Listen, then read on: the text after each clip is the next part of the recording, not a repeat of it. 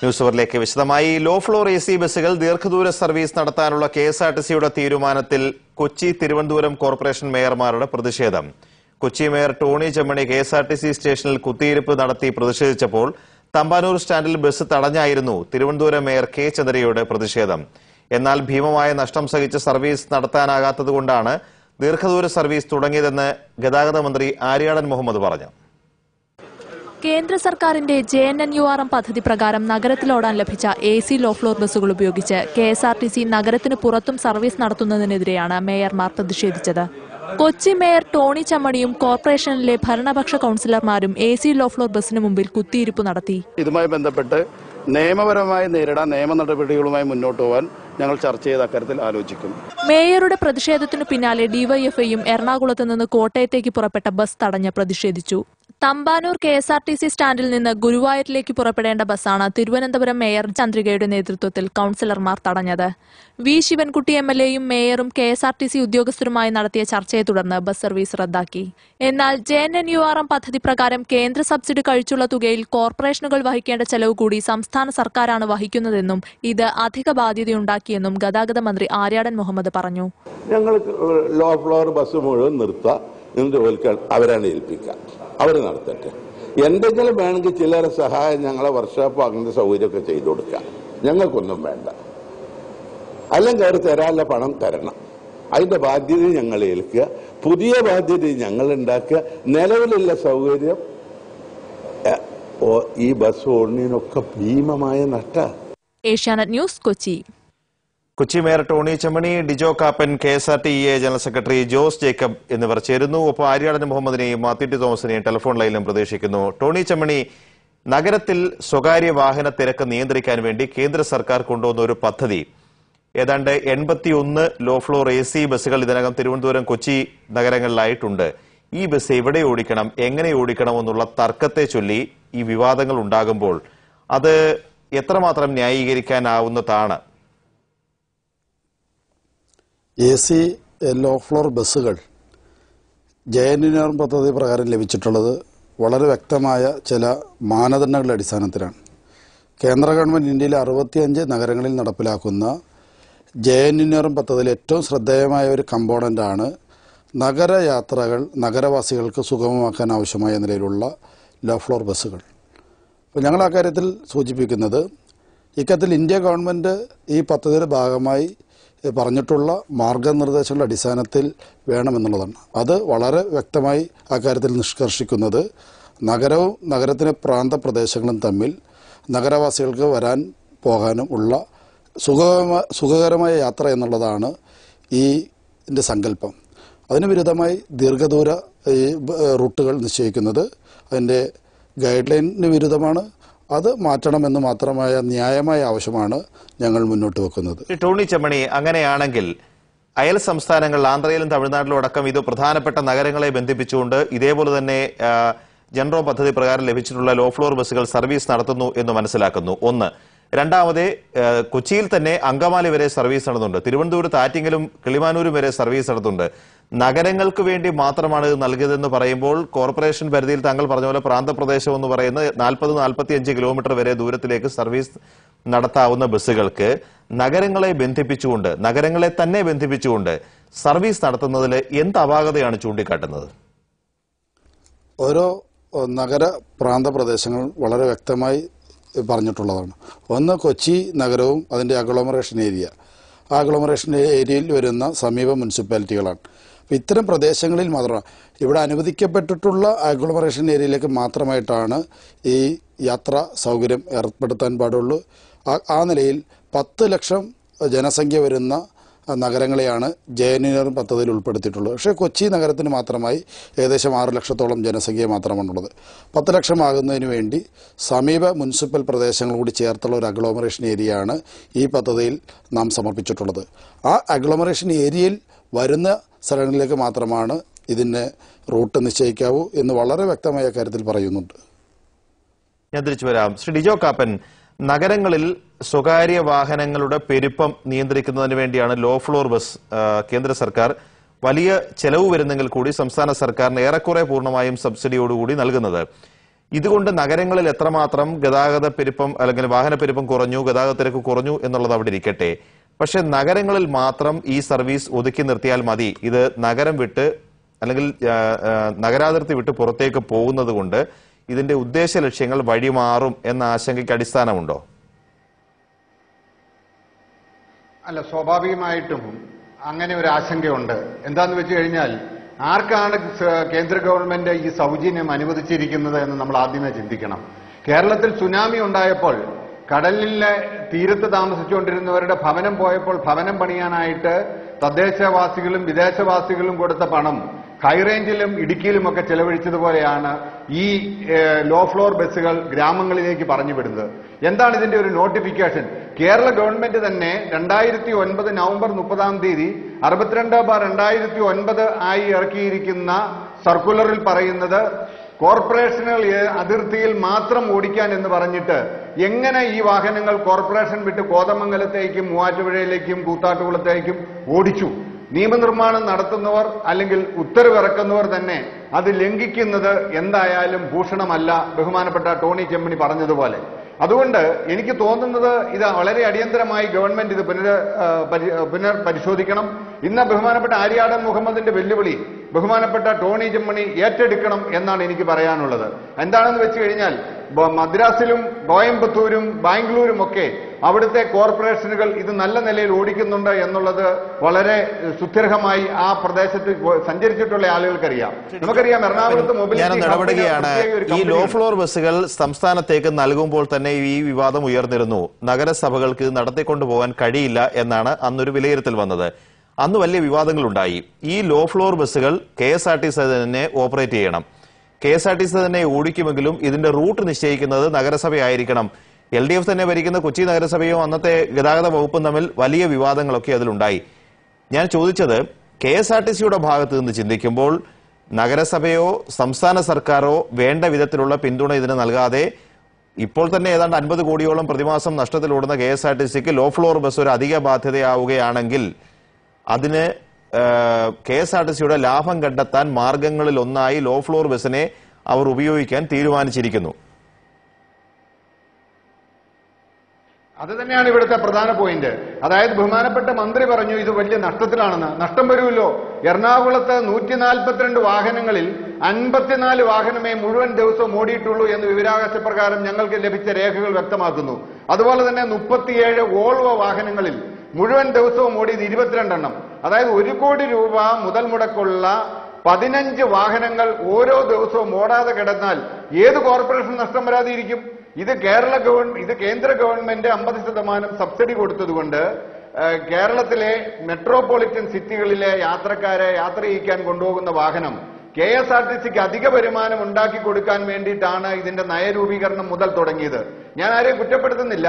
അന്നത്തെ MLAയും KSRTC union നേതാവുമായിരുന്ന KK ദിവാകരൻ 2009 അർബൻ ട്രാൻസ്പോർട്ട് മിനിസ്ട്രിക്ക് എഴുതിയ കത്താണ് ഈ KSRTCയെ ഈ വാഹനങ്ങൾ ഏൽപ്പിക്കാനുണ്ടായ മൂല കാരണം. അതെന്തായിരുന്നു അവരുടെ ലക്ഷ്യം? അവരുടെ ലക്ഷ്യം പണം മുടക്കാതെ, KSRTCക്ക് മൂലധനം മുടക്കാതെ 1 കോടി രൂപ വിലയുള്ള വാഹനത്തിൽ 50% കേന്ദ്ര ഗവൺമെന്റിന്റെ 30% സംസ്ഥാന ഗവൺമെന്റിന്റെ കോൺട്രിബ്യൂഷനോടുകൂടി ഈ വാഹനം അവർക്ക് കിട്ടുമ്പോൾ, മാത്രവുമല്ല മറ്റു വാഹനങ്ങളെക്കാൾ മൈലേജ് ഉണ്ട്. AC വോൾവോ വാഹനത്തിന് 4.5 കിലോമീറ്റർ മൈലേജ് കിട്ടുന്നെന്നാ പറയുന്നത്. അപ്പം സ്വാഭാവികമായിട്ട് 30,000-35,000 രൂപ വരുമാനം ഉണ്ടായിട്ടും ഇവർക്ക് നഷ്ടം വരുന്നു എന്ന് പറയുന്നത് എങ്ങനെയാണ് എന്ന് ബഹുമാനപ്പെട്ട മന്ത്രി കേരളത്തിലെ പൊതുസമൂഹത്തോട് വിശദീകരിക്കേണ്ടതുണ്ട് എന്ന കാര്യത്തിൽ തർക്കമില്ല.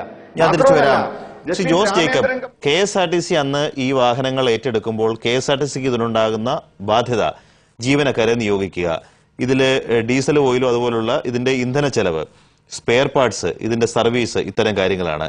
ഇതിൽ മുതൽ മുടക്കില്ലാതിരുന്നിട്ടും അതിന്റെ ചെലവ് ഒഴിവാക്കി നിർത്തിയിട്ടും ഈ ബസ്സുകൾ പൂർണ്ണ തോതിൽ ഓപ്പറേറ്റ് ചെയ്യാനും അതിൽ നിന്ന് വരുമാനം ഉണ്ടാക്കാനും കഴിയാതിരിക്കുന്നത് KSRTCയുടെ കെടുകാര്യസ്ഥതയാണ്. അതിന് നഗരസഭയെയും അല്ലെങ്കിൽ ഇതിലെ യാത്രക്കാരെയും പഴിച്ചിട്ട് കാര്യമില്ല എന്നാണ് വാദം. അല്ല, KSRTC ഈ ഷെഡ്യൂളുകൾ നന്നായി നടത്താൻ വേണ്ടിയിട്ട് പരിശ്രമിച്ചു. LDF ഗവൺമെന്റിന്റെ കാലത്ത് നിശ്ചിത റൂട്ടുകളിൽ മാത്രം അത് ഓടിക്കുകയും ചെയ്തു. അതിന് വരുമാനം ഉണ്ടായിരുന്നു, മെച്ചപ്പെട്ട നിലപാട് സ്വീകരിക്കുകയും ചെയ്തു. എന്നാൽ ഇതിനിപ്പോൾ പ്രശ്നം പറ്റിയത് ഈ പറയുന്ന അർബൻ മേഖലയിൽ തന്നെ ഓടിക്കുന്നതെന്ന് പറയുന്ന ബഹുമാനപ്പെട്ട മേയർ പറയുന്നതും ശരിയായ സംഗതിയല്ല. ജില്ലാ അതിർത്തി വരെയാണ് ചിലത് ഓടിക്കുന്നത്. എന്ന് പറഞ്ഞാൽ തൊടുപുഴയ്ക്ക് വണ്ടി, തൊടുപുഴയിൽ നിന്ന് 2 കിലോമീറ്റർ ഇപ്പുറം വെങ്ങല്ലൂർ ഇത് അവസാനിപ്പിക്കുക. ഒരു യാത്രക്കാരൻ പോലും കയറുന്നില്ല. KSRTC കുഴപ്പം കൊണ്ടല്ല, രാഷ്ട്രീയമായ ഇടപെടലും ഉണ്ട്. അന്ന് ബഹുമാനപ്പെട്ട മേയർ ആ കാര്യത്തിൽ ഇടപെട്ടില്ല. ഇടതുപക്ഷ ജനാധിപത്യ ഗവൺമെന്റ് വിട്ടുവീഴ്ചയില്ലാതെ. അല്ലാതെ നേരത്തെ തന്നെ കൊച്ചി കോർപ്പറേഷൻ റൂട്ട് നിശ്ചയിക്കാൻ തങ്ങൾക്ക് അധികാരം വേണമെന്ന് പറഞ്ഞെങ്കിലും അന്ന് LDF സർക്കാരിന്റെ കാലത്ത് തന്നെ KSRTC ആ അവകാശം വിട്ടുകൊടുത്തില്ല. KSRTC തന്നെയല്ലേ തീരുമാനിക്കുന്നത്? അത് KSRTC അല്ല ഇപ്പോൾ തീരുമാനിക്കുന്നത്. അത് രാഷ്ട്രീയമായിട്ടുള്ള താല്പര്യത്തിന്റെ അടിസ്ഥാനത്തിൽ പഞ്ചായത്തുകളിൽ KSRTCയിൽ രാഷ്ട്രീയ ഇടപെടൽ വരുന്നു. അവർ തീരുമാനിക്കുന്നു, അവർ നടപ്പാക്കുന്നു. അപ്പോൾ സ്വാഭാവികമായിട്ട് ഇതിന് ഞങ്ങളിപ്പോൾ ഇക്കാര്യത്തിൽ കാണുന്നത് ഇത് കാര്യക്ഷമത കൂട്ടില്ല. ഇങ്ങനെ ദീർഘദൂര സർവീസുകൾ അയച്ചാലും കാര്യക്ഷമത കൂട്ടില്ല. കാരണം അറിവുള്ള മെക്കാനിക്കില്ല. ഇപ്പോൾ നമ്മൾ ആറ്റിങ്ങിൽ ഒരു ബസ് ബ്രേക്ക് ഡൗൺ ആയാൽ അത് പരിശോധിക്കുന്നത് തിരുവനന്തപുരം സിറ്റി ഗാരേജിലാണ്. ഒറ്റ ടൂൾസും ഈ കമ്പനിയിൽ നിന്ന് വാങ്ങിച്ചിട്ടില്ല. തിരുവനന്തപുരത്തും കൊച്ചിയിലും ഈ ബസ് ഓപ്പറേറ്റ് ചെയ്യാൻ ആവശ്യത്തിനുള്ള മെക്കാനിക്കുകളും ടൂൾസും ഒക്കെ കാര്യക്ഷമമായി തന്നെ ഉണ്ടോ? ഇല്ല. അതുകൊണ്ടാണ് ഇത് മുഴുവൻ ഓടാത്തത്. കഴിഞ്ഞ ദിവസം 15 മണിക്കൂർ ഒരു വണ്ടി, റോഡിൽ കിടന്ന വണ്ടി 15 മണിക്കൂർ കഴിഞ്ഞ് കൊണ്ടുപോകാൻ വേണ്ടിയിട്ട് പുതിയ ബസ് വന്ന ആ ബസ്സിന്റെ സാധനങ്ങൾ അഴിച്ചെടുത്ത് ഫിറ്റ് ചെയ്തിട്ടാണ് സർവീസ് ബസ് കൊണ്ടുപോയത്. അതായത് ഇത് ഓടിച്ചുകൊണ്ട് നടക്കാനേ പറ്റുന്നുള്ളൂ. ഇടയ്ക്ക് വഴിയിൽ വീണാൽ അത് എങ്ങനെ നന്നാക്കി കൊണ്ടുപോകാനുള്ള സംവിധാനം KSRTCക്ക് ഇല്ല. കാര്യക്ഷമത ഇല്ലാത്ത ഈ ഡിജോ കാപ്പം പറഞ്ഞ മാതിരി വണ്ടി മുഴുവനായിട്ട് ഓടിക്കാൻ കഴിയുന്നില്ല എന്ന് പറയുന്നതിന്റെ പ്രധാനപ്പെട്ട കാരണം അതാണ്. ഇനി ഇത് നിലമ്പൂർക്കോ അല്ലെങ്കിൽ അതുമാതിരിയുള്ള സ്ഥലങ്ങളിലേക്കോ താല്പര്യപ്രകാരം, ആ താല്പര്യം എന്ന് പറയുന്നത് KSRTCയുടെ താല്പര്യമാണെന്നുള്ള മന്ത്രിയുടെ അഭിപ്രായം മുഴുവൻ ശരിയല്ല. ഇതിന് ഓരോ MLA മാരും അവരവരുടെ പ്രദേശത്തേക്ക് ഒരു വണ്ടി വെച്ച് ചോദിക്കും. ഇവിടെ പ്രധാനപ്പെട്ട ഒരു കാര്യം കാണേണ്ടതുണ്ട്. തമിഴ്നാട്ടിലാണെങ്കിൽ മുഴുവൻ സർവീസുകളും സ്റ്റേറ്റ് ട്രാൻസ്പോർട്ട് അണ്ടർടേക്കിങ്ങിന്റെ ആണ്. അവിടെ 2000-ലധികം ബസ് ഈ ജനറൽ സംവിധാനത്തിൽ കിട്ടിയിട്ടുണ്ട്. ഇവിടെ എന്തുകൊണ്ടാണ് ബസ് കൂടുതൽ വേണമെന്ന് ഇവർ ആവശ്യപ്പെടാത്തത്? കൂടുതൽ ബസ് ഓടിക്കാനാണെങ്കിൽ അതെല്ലാം മേഖലയിലേക്ക് ഓടിക്കാൻ കഴിയും. നിലവിലുള്ള ബസ്സിന് തന്നെ പഞ്ചർ ഒട്ടിക്കാൻ ആളില്ല, അതിന് മെക്കാനിക് ഇല്ല, അതിനുള്ള മെയിൻ്റനൻസിനുള്ള സംവിധാനങ്ങളില്ലാതെ 1000-ഓ 2000-ഓ ബസ് 150ന്റെ സ്ഥാനത്ത് വന്നു കഴിഞ്ഞാൽ എന്തായിരിക്കും സ്ഥിതി? എണ്ണം കൂടുകയാണെങ്കിൽ നമ്മൾ കൂടുതൽ കാര്യക്ഷമത ഉണ്ടാവും. കാരണം ഈ ഒരു ബസ്സിന് വേണ്ടിയിട്ട് ഒരു മെക്കാനിക്കിനെ പോസ്റ്റ് ചെയ്യാൻ കഴിയില്ല, അതിന്റെ AC മെക്കാനിക്കിനെ പോസ്റ്റ് ചെയ്യാൻ കഴിയില്ല. പക്ഷേ ഒരു 25 ബസ്, 50 ബസ്, 100 ബസ്, 200 ബസ് എന്ന് പറഞ്ഞാൽ അതിന്റെ ട്രെയിനിങ്ങും മെച്ചപ്പെടുത്താൻ കഴിയും, കൂടുതൽ ആളുകളെ കൊണ്ടുവരാൻ കഴിയും. അടിസ്ഥാനപരമായിട്ട് വാഹനപ്പെരുപ്പം കുറയ്ക്കാൻ വേണ്ടിയാണ് ബസ് ഇറങ്ങുന്നത്. അവസാനം ഈ ബസ്സുകൾ കൊണ്ട് റോഡിൽ തിരക്കുണ്ടാകുന്ന ഒരു അവസ്ഥ വേണമെങ്കിൽ തിരിച്ചുണ്ടാവാം. ആളില്ലാതെ ബസ്സുകൾ എണ്ണം കൂട്ടിയാൽ ഒന്നിച്ച് 2000 കൊണ്ടുവരണ്ട. പക്ഷേ ഗ്രാജുവലായിട്ടൊരു മെച്ചപ്പെടുത്തൽ വേണമല്ലോ. ഇത് ആളുകൾ ഇഷ്ടപ്പെടുന്നുണ്ടെന്നുള്ള ഒരു ഉറപ്പാണ്. ഇടതുപക്ഷ ജനാധിപത്യ ഗവൺമെന്റ് ഇരിക്കുമ്പോൾ ഇതിന് ആ മാതിരി കളക്ഷൻ കിട്ടിക്കൊണ്ടിരുന്നു. ഞാൻ തിരിച്ചു വരാം. ശ്രീ ടോണി ചമ്മണി, ഇന്ന് ആര്യാടൻ മുഹമ്മദ് താങ്കളുമായി കൊച്ചിയിൽ ചർച്ച നടത്തിയിരുന്നു. ഇതിന് താൽക്കാലികമായിട്ട് ഇത് ജില്ല വിട്ട് പുറത്തേക്ക് പോകുന്നതിലുള്ളൊരു പ്രതിഷേധത്തിൽ ഒതുങ്ങുകയാണോ, അതല്ല ആര്യാടൻ മുഹമ്മദ് ചോദിച്ചതുപോലെ ഈ ബസിന്റെ ഓപ്പറേഷൻ ഏറ്റെടുക്കാനുള്ള ശേഷി നഗരസഭയ്ക്കുണ്ടോ, അതിന് തയ്യാറാകുമോ? ഏത് നിലയിലാണ് ഈ പ്രശ്നം മുമ്പോട്ട് പരിഹരിക്കാൻ പോകുന്നത്? യഥാർത്ഥത്തിൽ ഈ പദ്ധതി പ്രകാരം കേന്ദ്ര ഗവൺമെന്റിന്റെ മാർഗനിർദ്ദേശം ഒരു സ്പെഷ്യൽ പർപ്പസ് വെഹിക്കിൾ രൂപം കൊടുത്ത് ആ കമ്പനി ആണ് ഇതിന്റെ സർവീസ് നടത്തേണ്ടത് എന്നുള്ളതാണ് മാർഗനിർദ്ദേശങ്ങളിൽ ഒന്ന്. നഗരസഭ അതിന് തയ്യാറാണ്.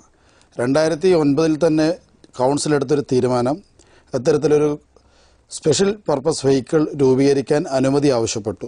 പക്ഷെ അന്നത്തെ ഗവൺമെന്റ് താൽക്കാലികമായി ലോ ഫ്ലോർ ബസ്സുകളുടെ സർവീസ് KSRTC നടത്തട്ടെ എന്ന നിലയിലുള്ളൊരു നിലപാടാണ് സ്വീകരിച്ചിട്ടുള്ളത്.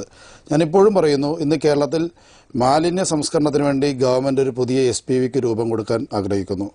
ആ നിലയിൽ തന്നെ നഗരത്തിലെ പൊതുഗതാഗത സംവിധാനം മെച്ചപ്പെടുത്താൻ ഒരു SPVക്ക് രൂപം നൽകണം. ആ SPVയുടെ കീഴിൽ ലോ ഫ്ലോർ ഉൾപ്പെടെയുള്ള ബസ് സർവീസുകൾ നടത്തി നഗരത്തിലുള്ള നഗരവാസികളുടെ യാത്ര സുഗമമാക്കാൻ തയ്യാറാകണം. അതിന് ഞങ്ങൾ അതായത് സർക്കാർ തന്നെ മുൻകൈ എടുത്തൊരു സ്പെഷ്യൽ പർപ്പസ് വെഹിക്കിൾ നഗരങ്ങൾക്ക് പൊതുവായി ഉണ്ടാക്കണമെന്നാണോ, അതല്ല കൊച്ചിയിൽ നഗരസഭ തന്നെ ഇത്തരത്തിലൊരു സ്വന്തം സംവിധാനം ഒരുക്കി ഈ ലോ ഫ്ലോർ ബസ്സുകൾ അടക്കം നഗരത്തിലെ പൊതുഗതാഗതം നിയന്ത്രിക്കാൻ തയ്യാറാകും എന്നാണോ? ഇക്കാര്യത്തിലൊരു SPV രൂപീകരിക്കുമ്പോൾ സ്വാഭാവികമായും ഗവൺമെന്റിന്റെ സഹായം അക്കാര്യത്തിൽ ആവശ്യമുണ്ട്. ഒരു ലോക്കൽ ബോഡിക്ക് മാത്രമായി അത്തരമൊരു SPV രൂപീകരിക്കുക എന്നുള്ളത് പ്രയാസകരമാണ്. അപ്പോൾ അക്കാര്യത്തിൽ ഗവൺമെന്റും സഹകരിക്കേണ്ടതായിട്ടുണ്ട്. ഗവൺമെന്റുമായി യോജിച്ച് ഒരു SPV രൂപീകരിക്കാൻ ഞങ്ങൾ തയ്യാറാണ്. ഗവൺമെന്റ് അതിനാവശ്യമായ എല്ലാ അർത്ഥത്തിലുള്ള സഹായങ്ങൾ നൽകണം. നഗരഗതാഗതം കൂടുതൽ കാര്യക്ഷമമാക്കണമെങ്കിൽ ഒരു SPV വേണ്ടത് അനിവാര്യമാണ്. ഇന്ന് ആര്യാടൻ മുഹമ്മദുമായി നടത്തിയ ചർച്ചയിൽ ഈ കാര്യം ശ്രദ്ധയിൽപ്പെടുത്തിയോ? ആര്യാടൻ മുഹമ്മദ് അതിനോട് എന്തു പ്രതികരിച്ചു? ഈ ദിശയിൽ ചർച്ച മുമ്പോട്ട് പോകുമോ? അദ്ദേഹം പറഞ്ഞത് മുഴുവൻ ബസ്സുകളും ഞങ്ങൾ നഗരസഭയെ ഏൽപ്പിക്കാം, നിങ്ങൾ സർവീസ് നടത്തണമെന്നുള്ളതാണ്. പക്ഷെ നഗരസഭയുടെ തനത് സ്റ്റാഫിനെ വെച്ചുകൊണ്ട് ഇത്തരമൊരു സംവിധാനം നടത്താനുള്ള മെക്കാനിസം ഞങ്ങൾക്കില്ല. അവിടെയാണ് SPV നമുക്ക് രൂപീകരിക്കേണ്ട ഒരു ആവശ്യകത. അതിന് ഞങ്ങൾ തയ്യാറാണ്. ഗവൺമെൻറ് കാര്യത്തിൽ മുന്നോട്ട് വരണം. SPVയുടെ രൂപീകരിച്ചുകൊണ്ട് നഗരത്തിലെ പൊതുഗതാഗത സംവിധാനം മെച്ചപ്പെടുത്താൻ സാധിക്കും എന്ന് തന്നെയാണ് എൻ്റെ വിശ്വാസം. നഗരസഭ അതിന് തയ്യാറാണ്. ഞാൻ തിരിച്ചു വരാം. മാത്യു ടി തോമസ് മുൻ ഗതാഗത മന്ത്രി ടെലിഫോൺ ലൈനിൽ ചേരുന്നു. ശ്രീ മാത്യു ടി തോമസ്, കേന്ദ്ര സർക്കാരിന്റെ പ്രധാന ബാധ്യതയോടുകൂടി നഗരത്തിലെ ഗതാഗത കുരുക്കുകൾ കുറയ്ക്കാൻ വേണ്ടി യാത്രാ സൗകര്യമുള്ള AC ലോ ഫ്ലോർ ബസ്സുകൾ തന്നു. പക്ഷെ അത് എങ്ങനെ ഓപ്പറേറ്റ് ചെയ്യണമെന്നതിനെ കുറിച്ചുള്ള തർക്കമാണ് ഇവിടെ നടക്കുന്നത്. KSRTCക്കും നഗരസഭയ്ക്കും ഒക്കെ ഇതൊരു ബാധ്യതയായി മാറിയിരിക്കുന്നു.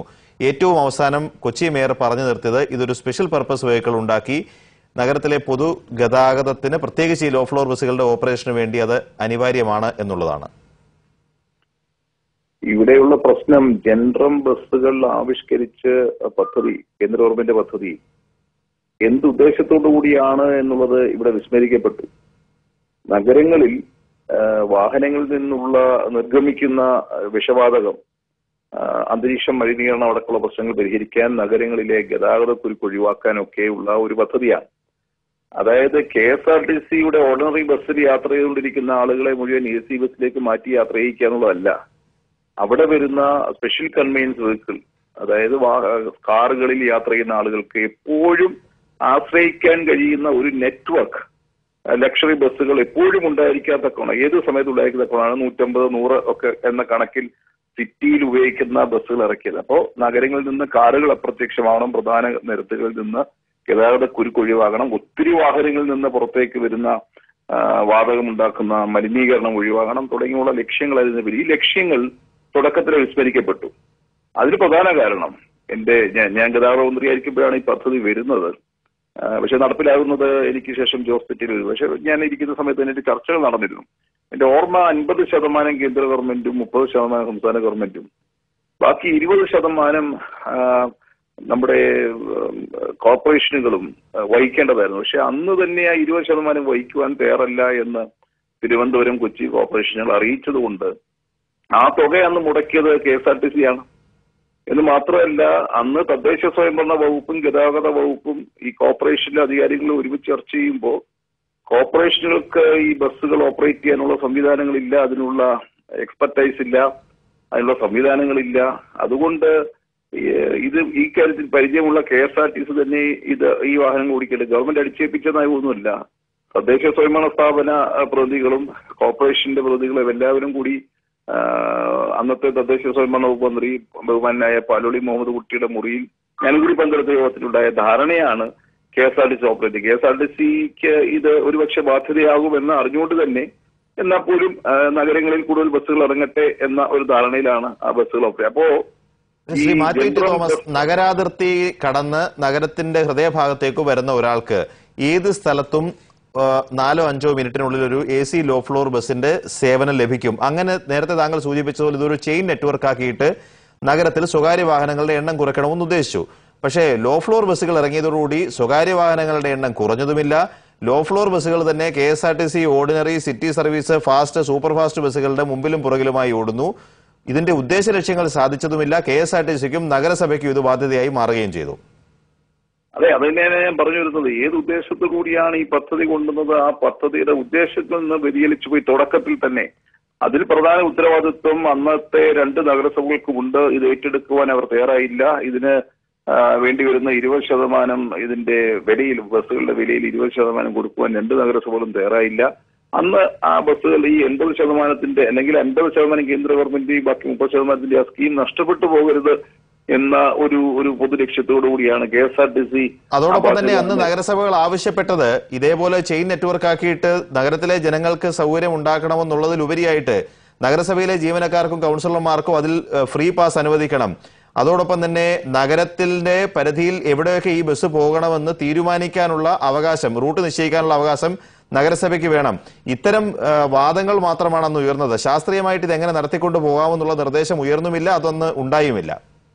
ഇല്ല, ബസ്സുകൾ ഏത് റൂട്ടിൽ ഓടണമെന്ന് തീരുമാനിക്കാനുള്ള അവകാശത്തിന് നഗരസഭ, ഈ കോർപ്പറേഷനുകൾ എന്ന അവകാശം അത് ഉന്നയിച്ചിരുന്നു. അത് പറ്റില്ല എന്ന വളരെ ശക്തമായ നിലപാട് അന്ന് തന്നെ ഞാൻ എടുത്തിരുന്നു. മറ്റൊന്നും കൊണ്ടല്ല, ഈ ബസ്സുകൾ ലാഭകരമായി ഓടിക്കുന്ന തരത്തിലുള്ള റൂട്ടുകൾ ക്രമീകരിക്കാൻ കഴിയണം. അതുപോലെ തന്നെ ഒരു ഫ്രീ പാസും ഈ ബസ്സിൽ വേണ്ട എന്ന് തീരുമാനമെടുക്കുമ്പോൾ ഞാൻ മന്ത്രിയായിരുന്നു. അതായത് MLA-മാരടക്കം ഞാനിപ്പോ മുൻ ഗതാഗത മന്ത്രി എന്ന നിലയിൽ ട്രാൻസ്പോർട്ട് ബസ്സിൽ യാത്ര ചെയ്യുന്ന ആളാണ്. എനിക്ക് മെറ്റൽ പാസ്സാണ് മുൻ ഗതാഗത മന്ത്രിക്ക്. പക്ഷേ ലോ ഫ്ലോർ ബസ്സിൽ മെറ്റൽ പാസ് അടക്കം ഉള്ള പാസുകൾ വേണ്ട എന്ന് തീരുമാനിച്ച് ആയിട്ടാണ് അത് അന്ന് ഇറക്കിയത്.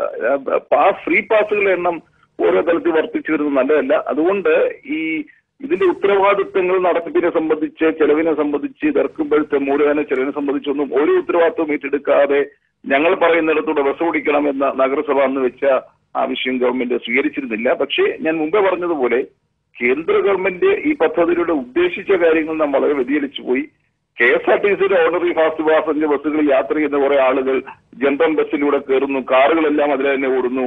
വാഹനം നിരത്തുകളിലെ ഡെൻസിറ്റി ഇതുമൂലം കൂടിയിട്ടുള്ളതല്ലാതെ ഇത് കുറച്ചുകൊണ്ട് വരാൻ കഴിഞ്ഞില്ല എന്ന ഒരു വലിയ പ്രശ്നം ഇവിടെ നിലനിൽക്കുക. ഞാൻ തിരിച്ചു വരാം. ശ്രീ ഡിജോ കാപ്പൻ, രണ്ട് പ്രധാനപ്പെട്ട സംഗതികൾ. ഒന്നിവിടെ ശ്രീ ജോസ് ജേക്കബ് സൂചിപ്പിച്ചതുപോലെ തന്നെ ഈ ലോ ഫ്ലോർ AC ബസ് എവിടെയെങ്കിലും ഒന്ന് പഞ്ചറായി കഴിഞ്ഞാൽ നാടൻ രീതിയിൽ പഞ്ചർ ഒട്ടിച്ചു പോവുകയല്ലാതെ ശാസ്ത്രീയമായി അത് നന്നാക്കാനുള്ള സാങ്കേതിക സംവിധാനം ഇന്നും KSRTCക്കില്ല. മറ്റൊന്ന് അദ്ദേഹം പറഞ്ഞത്, ഇതിപ്പോ നാളെ ഗതാഗത മന്ത്രി നിലമ്പൂരേക്കെന്ന് അദ്ദേഹം പറഞ്ഞെങ്കിലും ബാക്കി ഓരോ MLA-മാർക്കും മന്ത്രിമാർക്കും അവരവരുടെ നാട്ടിലേക്ക് ഞാനൊരു AC ബസ് കൊണ്ടുവന്നു എന്നു പറയാൻ ഉപകരിക്കുന്ന ഒരു ഉപകരണമാക്കാനുള്ള ശ്രമത്തിന്റെ ആദ്യപടിയാണിത്. അല്ല, ഇതിനകത്ത് ഈ ലോ ഫ്ലോർ ബസ് വന്നപ്പം മുതൽ തന്നെ ഇതിനെ അട്ടിമറിക്കാനായി KSRTCയുടെയോ മോട്ടോർ ഡിപ്പാർട്ട്മെന്റിന്റെയോ തലപ്പത്തുള്ളവർ ശ്രമിച്ചു എന്നുള്ളത് ഏറ്റവും വേദനാജനകമാണ്. എന്താന്ന് വെച്ച് കഴിഞ്ഞു കഴിഞ്ഞാൽ വോൾവോ ബസ്സുകൾ ബാംഗ്ലൂർക്കും തമിഴ്നാട്ടിനുമൊക്കെ ഓടുന്ന നമ്മുടെ വണ്ടിക്ക് പുതുക്കിയ ചാർജ് അനുസരിച്ച് കിലോമീറ്ററിന് ₹1.20 ഉള്ളൂ. പക്ഷേ ജനറൽ ബസിന്റെ സൗജന്യമായി കിട്ടിയ ബസ്സിന് ₹1.50.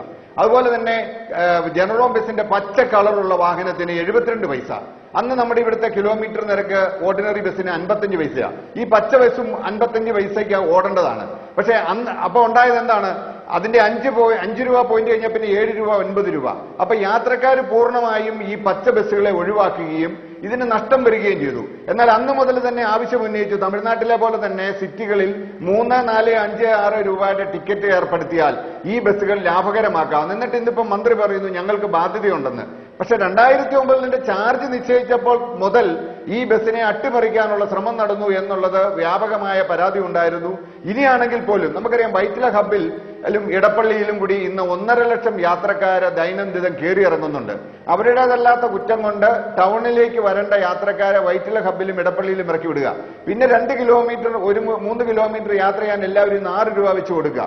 അതായത് ഏതാണ്ട് 3 ലക്ഷം യാത്രക്കാര് 12 രൂപ അഡീഷണൽ ഓരോ ദിവസം കൊടുത്തുകൊണ്ടിരിക്കുക. അപ്പൊ ഏതാണ്ട് 30 ലക്ഷം രൂപ എറണാകുളത്തെ മാത്രം യാത്രക്കാര് നഷ്ടം സഹിക്കുന്നുണ്ട്. അതേസമയം ഈ ജനറൽ ബസ്സുകൾ അത് 3, 4, 5 രൂപയ്ക്ക് സർക്കുലറായിട്ട് ഓടിച്ചു കഴിഞ്ഞാൽ ബസ്സിന് നല്ല കളക്ഷനും കിട്ടും. യാത്രക്കാരുടെ പോക്കറ്റിൽ നിന്ന് സ്വകാര്യ ബസ് മുതലാളിമാരുടെ പോക്കറ്റിലേക്കുള്ള ഫണ്ടിന്റെ ട്രാൻസ്ഫറും ഒഴിവാക്കാൻ കഴിയും. അത് ചെയ്യാതെ വഴിക്ക് കേടായാൽ എന്ത് ചെയ്യും? അങ്ങനെയാണെങ്കിൽ എയർ കേരള എന്ന് പറയുന്ന ഗൾഫിലെ യാത്രക്കാരെ കൊണ്ടുപോകാൻ വേണ്ടി 2 ദിവസം കൊണ്ട് കേരള കമ്പനി ഉണ്ടാക്കിയല്ലോ. വിമാനം സ്വന്തമായിട്ടില്ലല്ലോ, ഒരു സ്ക്രൂ ഡ്രൈവർ പോലും സ്വന്തമായിട്ടില്ലല്ലോ. എങ്ങനെ പിന്നെ വിമാനം ഓടിക്കാൻ കഴിയും?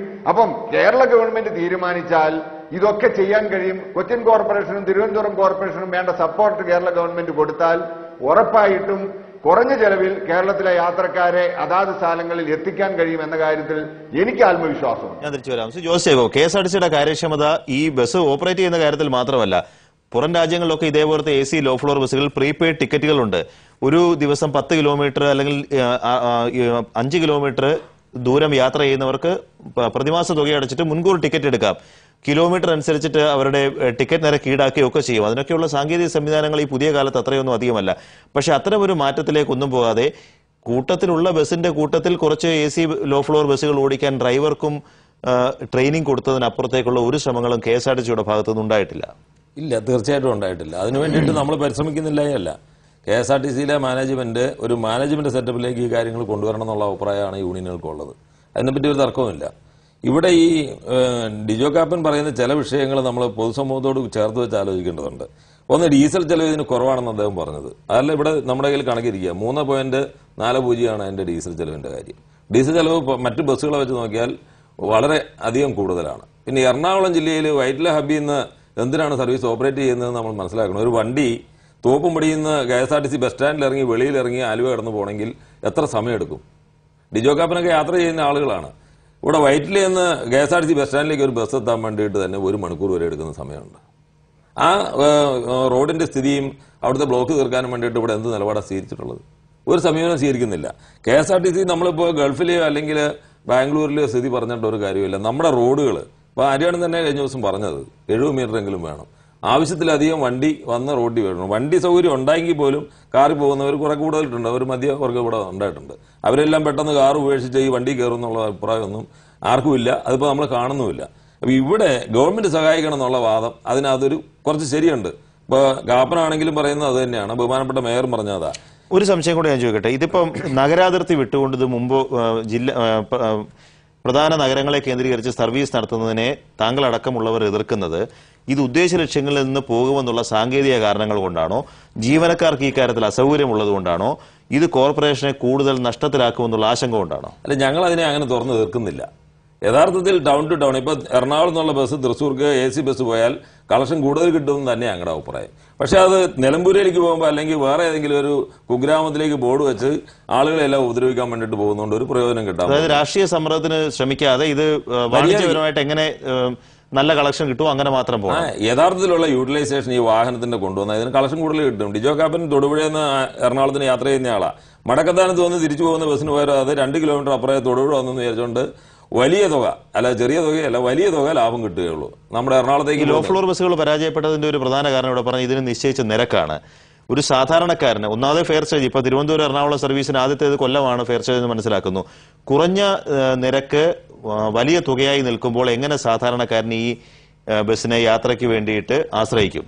സ്വാഭാവികമായിട്ട് ആ പറഞ്ഞതിനകത്ത് ഒരു കുഴപ്പം, ഒരു നമ്മുടെ ധാരണയ്ക്ക് വ്യത്യാസമാണ്. കാരണം ഇപ്പൊ 10 രൂപയാണ് നമ്മൾ മിനിമം ചാർജ് വാങ്ങിക്കുന്നത്. 90 രൂപ എന്ന് പറഞ്ഞാൽ ഈ ദീർഘദൂരം വരുമ്പോഴുള്ള ചാർജാണ്. എറണാകുളം സിറ്റിയിൽ ഓട്ടോറിക്ഷയിൽ തൊട്ടാൽ 20 രൂപ കൊടുക്കണം. ഇപ്പൊ നമ്മുടെ വർദ്ധിപ്പിച്ചിട്ടുള്ള ഫെയറിൽ 6 രൂപയായി കഴിഞ്ഞു മിനിമം. നമ്മൾ മത്സരിക്കുന്ന ഓട്ടോറിക്ഷയോടല്ല, ഓട്ടോറിക്ഷയിൽ പോകാതെ കുറഞ്ഞ നിരക്കിൽ കൂടുതൽ തവണ ഈ ബസ്സിൽ യാത്ര ചെയ്യണമെന്നുള്ളതാണ്. കുറഞ്ഞ നിരക്കാണ് 10 രൂപ എന്ന് പറയുന്നത്. ഇപ്പോൾ ഒരു കൂടിയ നിരക്കാന്ന് പറയാൻ കഴിയില്ല. എറണാകുളത്ത് 2 സ്റ്റേജ് ഇപ്പൊ നമ്മൾ കവർ ചെയ്യാൻ വേണ്ടിയിട്ട് ഒരു ഓർഡിനറി ബസ്സിനകത്ത് 6 രൂപ കൊടുക്കണം. 3ാമത്തെ സ്റ്റേജ് ആയി കഴിഞ്ഞാൽ അപ്പോൾ അത് 7 ആയി. ഇവിടെ 10 രൂപയെ വാങ്ങിക്കുന്നുള്ളൂ, കൂടുതൽ വാങ്ങിച്ചിട്ടില്ലല്ലോ. ഞാൻ തിരിച്ചു വരാം. ശ്രീ ടോണി ചമ്മണി, എന്തായാലും ഒരു കാര്യം ഉറപ്പാണ്, നഗരത്തിലെ ഗതാഗത തിരക്ക് കുറയ്ക്കാൻ വേണ്ടിയാണ് ഈ ബസ്സുകൾ വിഭാവനം ചെയ്തതെങ്കിലും ആ ഉദ്ദേശ ലക്ഷ്യം നിറവേറ്റുന്ന കാര്യത്തിൽ നഗരസഭകൾക്കും പരാജയം സംഭവിച്ചിട്ടുണ്ട്. ഇത് ജില്ല വിട്ടു പോകണ്ട എന്ന് പറയുമ്പോൾ തന്നെ നഗരാതിർത്തി വിട്ട് പുറത്തേക്ക് പോയ ബസ്സുകൾ അടക്കം നഗരത്തിൽ സ്വകാര്യ വാഹനങ്ങളെ ആശ്രയിക്കാതെ തന്നെ സാധാരണക്കാർക്ക് യാത്ര ചെയ്യാവുന്ന ഒരു നെറ്റ്വർക്കാക്കി വിപുലീകരിക്കുന്നതാണ് ഉചിതമെന്ന് തോന്നലുണ്ടോ? അതിനുവേണ്ടി പ്രവർത്തിക്കുമോ? അതിനുള്ള ശ്രമങ്ങൾ നഗരസഭയുടെ ഭാഗത്തുനിന്നുണ്ടാകുമോ? തീർച്ചയായിട്ടും ഞങ്ങളുടെ റോളെന്ന് KSRTC ഇത് ഏൽപ്പിച്ചതോടെ ഞങ്ങളിൽ നിന്നത് കൈവിട്ടുപോയി. യഥാർത്ഥത്തിൽ ആ ഗൈഡ് ലൈൻ പ്രകാരം ഏറ്റവും അധികം ജനവാസ കേന്ദ്രങ്ങൾ തമ്മിൽ ബന്ധിപ്പിക്കുന്ന റൂട്ടാണ് ഇടേണ്ടിയിരുന്നത്. അതിനുപകരം KSRTC അവരുടെ മറ്റ് റൂട്ടുകൾ ഇടുന്ന നിലയിൽ തന്നെ AC ലോ ഫ്ലോർ ബസ്സുകളെയും കണ്ടതുകൊണ്ടാണ് ഇത്തരത്തിൽ ഒരു പരാജയം സംഭവിച്ചത് എന്നാണ് ഞാൻ മനസ്സിലാക്കുന്നത്. ഇതിനേക്കാളൊക്കെ ഉപരി ഇതിൽ ഞാൻ നേരത്തെ സൂചിപ്പിച്ചതിന് ഒരിക്കൽ കൂടി ആവർത്തിക്കുന്നു, കേന്ദ്ര ഗവൺമെൻറ് ജയന്തിനറും പദ്ധതി കൊണ്ട് വിഭാവനം ചെയ്യുന്നൊരു സങ്കല്പമുണ്ട്. ആ സങ്കല്പത്തിനനുസൃതമായി നഗരത്തിലെ നഗരവാസികൾക്ക് പൊതുഗതാഗത സംവിധാനത്തിൽ മെച്ചപ്പെട്ട സുഖകരമായ യാത്ര എന്നുള്ളതാണ് ഇതിൽ കാണുന്നത്. അത് ലാഭത്തിൻ്റെ വീക്ഷണത്തിലല്ല കാണേണ്ടത്, അതൊരു സർവീസ് എന്ന നിലയിലാണ് കാണേണ്ടത്. ശ്രീ മാത്യു തോമസ്, KSRTCയുടെ പറഞ്ഞു പഴകിയ കെടുകാര്യസ്ഥത ലോ ഫ്ലോറിന്റെ സർവീസിനെയും ബാധിച്ചു. നഗരസഭയ്ക്കാകട്ടെ വാഹനം ഓടിക്കലോ അത് കൊണ്ടു നടക്കലോ പരിചയമുള്ള കാര്യമല്ല. അതുകൊണ്ട് ഒരു സ്പെഷ്യൽ പർപ്പസ് വെഹിക്കിൾ, അതല്ലെങ്കിൽ നഗരസഭയും സർക്കാരും ചേർന്നുകൊണ്ടൊരു പുതിയ സംവിധാനം നഗരങ്ങളിലെ പൊതുഗതാഗതത്തിന് വേണ്ടിയിട്ട് ഉണ്ടാക്കണം എന്നുള്ള നിർദ്ദേശം സ്വാഗതാർഹമാണോ? സ്പെഷ്യൽ പർപ്പസ് വെഹിക്കിളിനെ സംബന്ധിച്ചുള്ള ചർച്ച 2009 നടന്നതാണ്. കേരളത്തിന്റെ പ്രത്യേക പശ്ചാത്തലത്തിൽ നഗരസഭകളുടെ മുഖ്യ പങ്കാളിത്തത്തിൽ ബസ്സുകൾ ഓപ്പറേറ്റ് ചെയ്യുന്ന പ്രായോഗികമല്ല എന്ന് നഗരസഭയും തദ്ദേശ സ്വയംഭരണ വകുപ്പും കൂടി ഒരു അറിയിപ്പുണ്ടായതിനു ശേഷമാണ് സ്പെഷ്യൽ പർപ്പസ് വെഹിക്കിൾ എന്ന നിലയിൽ ഇവിടെ രൂപീകരിക്കേണ്ട KSRTC തന്നെ ആ ഉത്തരവാദിത്വം നിറവേറ്റട്ടെ എന്ന പൊതു തീരുമാനം ഉണ്ടായത്. അപ്പൊ ഇവിടെ ആ സ്പെഷ്യൽ പർപ്പസ് വെഹിക്കിൾ എന്ന സംവിധാനത്തിന്റെ അകത്ത് വാഹനങ്ങൾ ഓപ്പറേറ്റ് ചെയ്യാൻ പരിചയമുള്ള ആളുകൾ കോർപ്പറേഷനുകളിൽ ഇല്ല എന്ന ഒരു തിരിച്ചറിവോടുകൂടി പ്രായോഗികമായ ഒരു സമീപനമാണ് അന്ന് എടുത്തത് എന്നാണ് എന്റെ വിശ്വാസം. വളരെയധികം നന്ദി ശ്രീ മാത്യു ടി തോമസ്, ടോണി ചമ്മണി, ഡിജോ കാപ്പിനൊപ്പം ജോസ് ജേക്കബ് ചർച്ചയിൽ പങ്കെടുത്തതിന്. ന്യൂസ് അവർ